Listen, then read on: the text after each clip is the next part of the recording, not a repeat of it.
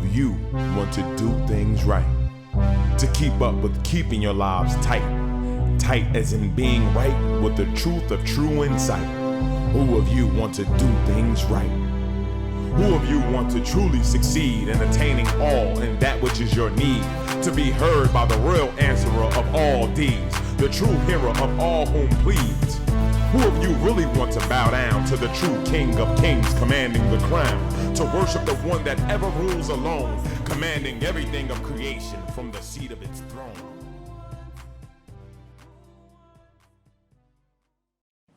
Good evening and welcome to an A.H.A.D moment, the calm before the storm. Your host, Minister A.H.A.D. With me, have our roundtable panel as always, Lord Holy-Apostle Deen Saleem, Holy Queen Mother Saleem, and my partner in faith, Brother Fakil Aziz. Those in the audience, may Ahezaah's peace and other blessings be with and about your presence. Peace and other blessings be about your presence as well. First, before we start out, I want to say praise be to Ahezaah for many things, but one is sent down these 14 days that we are part of, that we're in now, of holy abstinence. It's in remembrance of the Holy Apostle's spiritual birthday, become raised to the level of a prophet and messenger from Ahezaah. And it's this day. Yeah, my sweet 16. Sweet, that's right. It is. It's showing up there. Sweet 16. And that Ahezaah sit down, a part of his covenant to our community, the community of A.H.A.D, under the banner of the Readers Tribute. This great gift of mercy from itself, you know, part of that 3-in-1 itself, its messenger and the Archangel Gabriel, unifying, solidifying what is sent down and is coming down to the world of mankind today in the hour of revelations. With that being said, we want to discuss something that's very pertinent and important. Many people look at science and religion, almost seem like opposite ends of the pole, but Ahezaah said that they have a meeting going on that barely many people in the world even know about. Many of the scientists in the world today go about trying to debunk or demystify what Ahezaah have done in his creation as signs from itself that it is present as the architect, the ruler, the master of this universe and the world that is created. And at the same time, those of religion who either seek to believe or disbelieve in the presence and the power of Ahezaah in this day have many secret meetings going on, I'm finding out now, between the Vaticans and all these men of power, concocting and devising the ways to take people away from the truth of the reality, which is the Lord El itself, and to guide people into what we call science now, becoming the greater religion, or the science to be worshipped and the scientists to be looked upon as gods in this world today. So with that being said, we're going to discuss it. We hope you enjoy what you hear in this program and think about it, because this is the time that Allah has allotted for us to come together and meet and discuss these things and present it to you on this forum. With that being said, what would be possible? Yeah, let me start off today. Let me kind of like raise the bar on this thing. Okay. You mentioned my being unified in threefold divine union, yes, with Allaah and Gabriel. Now, some people they highly disbelieve that people of religion. They think that it can only have been with Jesus, such a thing, ignoring the fact that it had been with Muhammad as well. And some of the Muslims, many of the Muslims don't even choose to believe that Muhammad was in a divine threefold union with Allah and Gabriel. Right. They think that Gabriel related to Muhammad and Allah that did nothing, you know, other than relate to Gabriel, maybe, you know. Right. And here it is, something relative to what the Darwinists say, in regards to them not believing in, or the scientists, the physicists that take up the Darwinist theory about the powers, about this thing about evolution being of its own self. Right. Okay. They will take evidence and put evidence aside and say, you can't prove it. We can prove the physicality of science, of the universe, but how can you prove this? There's laws and orders to the universe, and then there's laws and orders to divine upgrowth. Those who have come into divine upgrowth have evidence. That evidence is personal evidence. And then all the people who can see all the great evidence of the science, of universality, of of this demonology, what I like to call it, they say, oh, well, they have that evidence. You can't prove your evidence. Now look what the Lord itself has done again in giving man evidence on a large scale, because the Lord's mercy is great, and every time it sends its messenger, it sends evidence. It wrote in the book of Revelation about me being Samuel resurrected. I'm being born, here I am, born in the name of Samuel Wilson, birth name, right? Samuel resurrected, talking about the prophet of old, the Lion of Judah.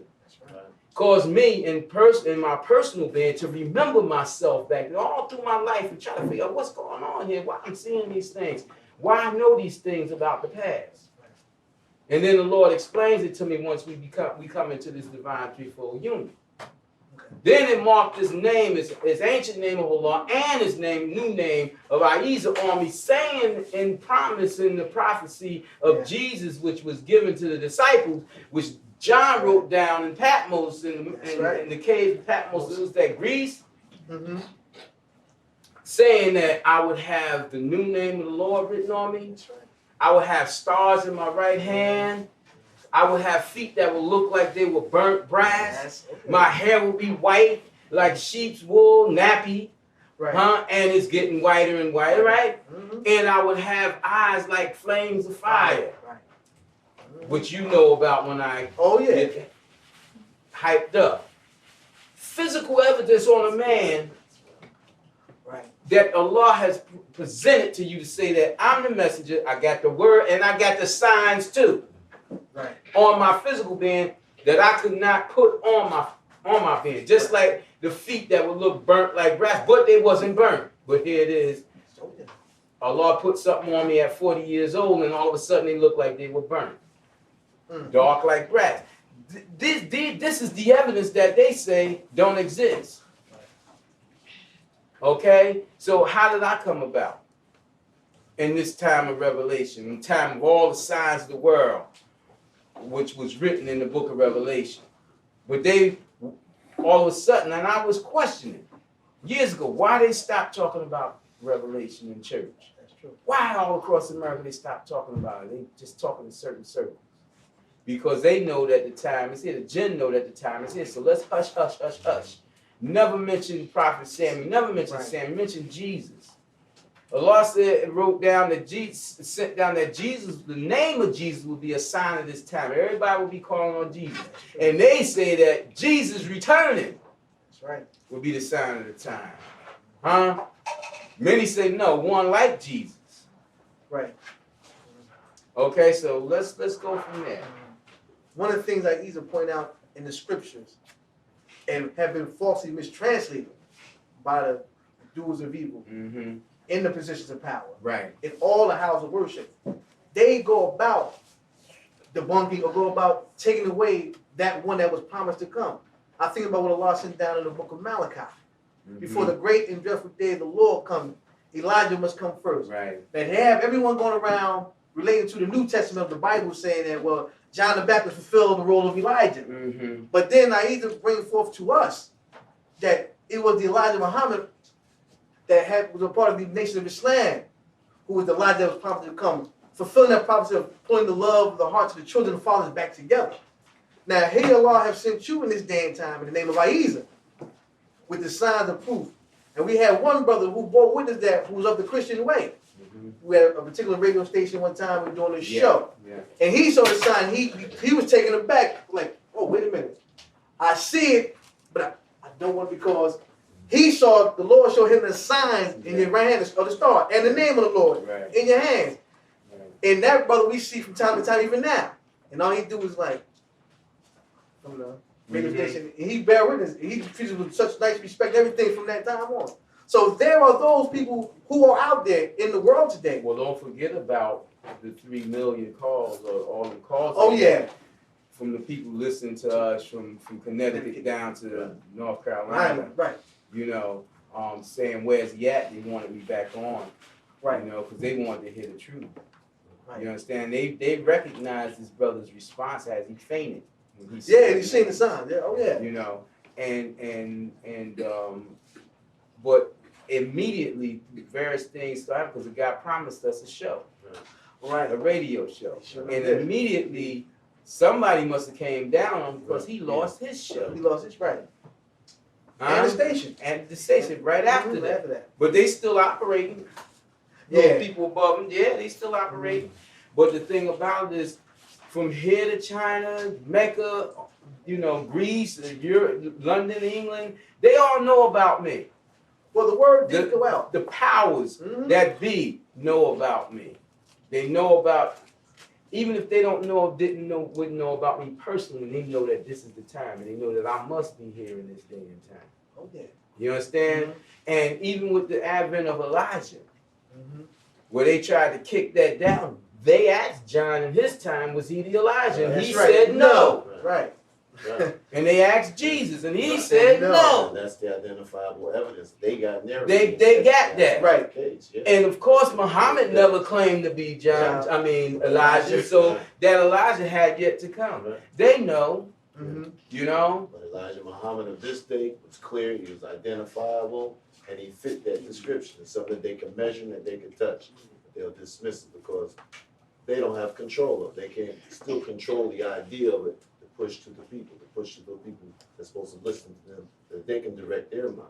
You know? Well, what I find mystifying is the Hindus. Oh, yeah. Sneakily, they've had the prophecy of the Avatar over 5,000 years. I'm the Avatar. Right. That they was talking about.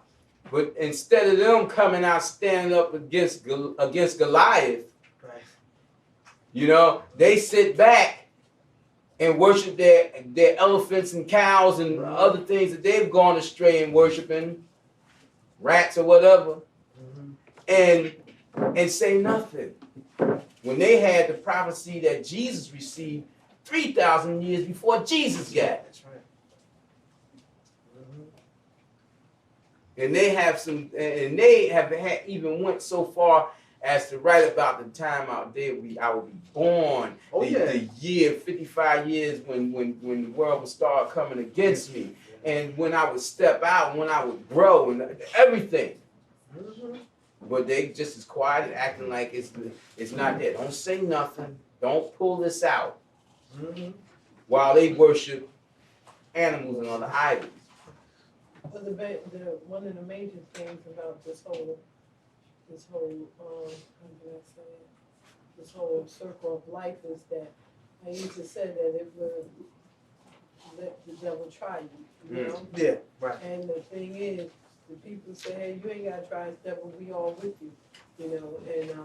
And the sad part that I find sad is that, you know, I have love for humanity, but African American people are a part of me, and they can't get past what somebody else is telling them. They can't, you know, if it's in the book in black and white, they hold the words as high, even though they don't understand them. You could ask a lot of people if they're truthful, they'll tell you they don't understand the Bible. They don't even know where what they consider the Old Testament stop and the New Testament begin. Right. You understand? And the whole thing is when people come to the realization, and maybe the way Ahezaah is taking this society down, when they come to the realization that everything is about big business. Everything is about money.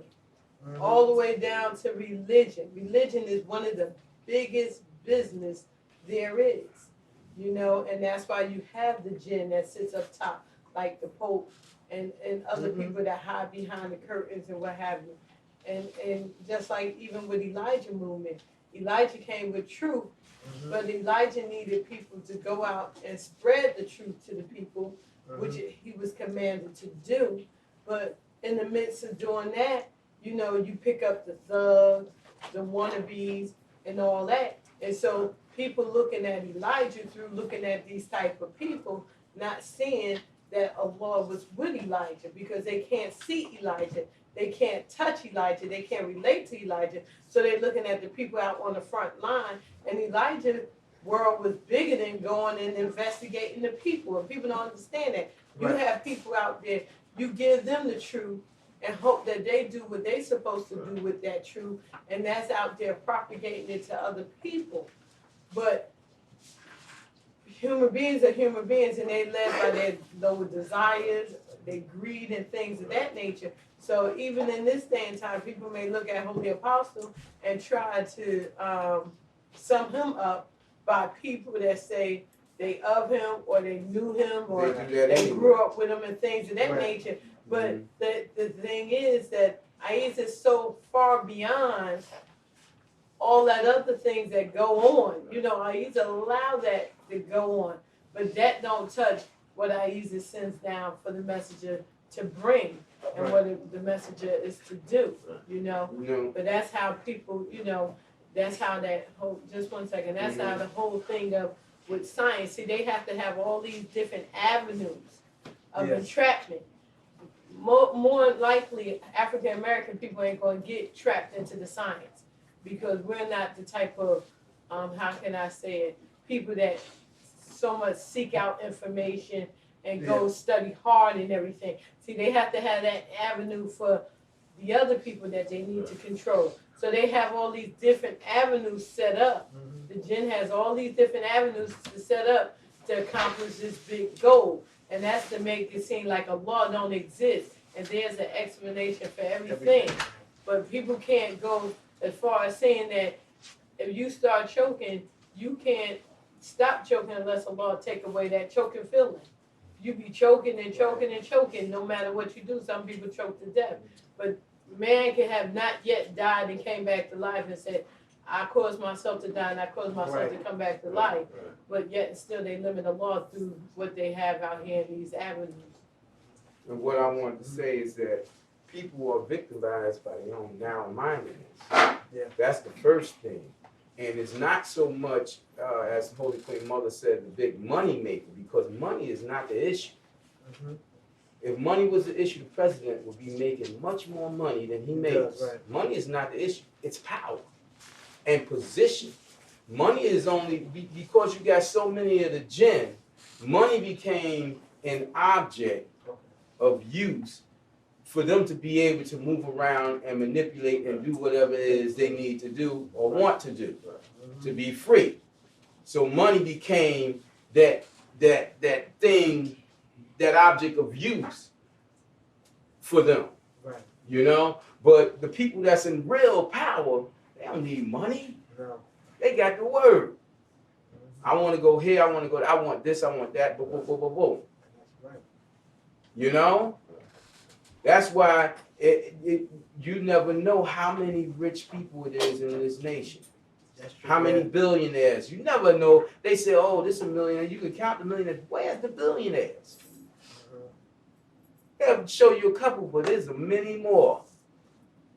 You know, so it ain't money, but that money gives them the ability to move around and without being identified so much so. Because they pay their way through to go and do whatever. You feel me? I always think about times, you know, going to different places, venues, they would have the reserved sections for people, but you don't know who these people, these are the Djinn. Right. They move out and they do all the part of their secret organization that they do, the signals they give, and they come in, let them go that way, move this way. And I always thought about one of the signs of Ahezaah, like it did with Moses and them, when it said, let them cast first. Yeah. You know, the magicians are the court of pharaohs, even in the modern day magicians now, meaning the scientists who are cast first. And they're the greatest ones who are given the most signs and are the greatest disbelievers. Oh, yeah. Because of the sign they're being shown. Because of their positions of power again, they have the ability to be able to go and look at the ancient records. They're not gonna let somebody like me or you go and look at the ancient records. But you got people that go right up to them and look at them and read them, take it to their organization, take pictures of them, they go and do whatever they do, and this stuff stay in secret, in house. Yeah.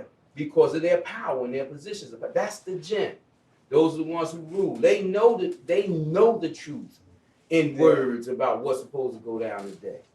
I think about and they also are affected when they affect some of these signs, like who blew up the World Trade Center for real. Oh yeah. If they can find a dime on the ground from the satellite, you tell me they can't find a 6'5", 6'8" man, Bin Laden. If they can find anybody and everybody they want to find in the world, they can't find this man. Right. And why would the president sit up looking so silly about when this thing happened, trying to get his head together? What do I say, George? And why would they rush to get Bin Laden's family out of the country? You know, so it's a greater picture. The Djinn, so what, they sacrificed 4,000 people or 5,000. They don't care. They killing up hundreds of thousands of people all the time on a daily basis anyway. And to those. But people here had a wake-up call. Yeah. It was a sad wake-up call when they experienced for a day what some nations experienced by the hands of the Djinn empower these powerful nations every day. People who are forced to live as terrorists and grow up as terrorists, and then people say, oh, look at the terrorists. They over there shooting off car bombs. They're groomed. They can't help themselves. We shoot off missiles and stand back and say how many thousands gonna kill, or hunt tens of thousands, and they come and shoot off a car bomb and kill themselves and 10 people. So they terrorize thousands who know they do it.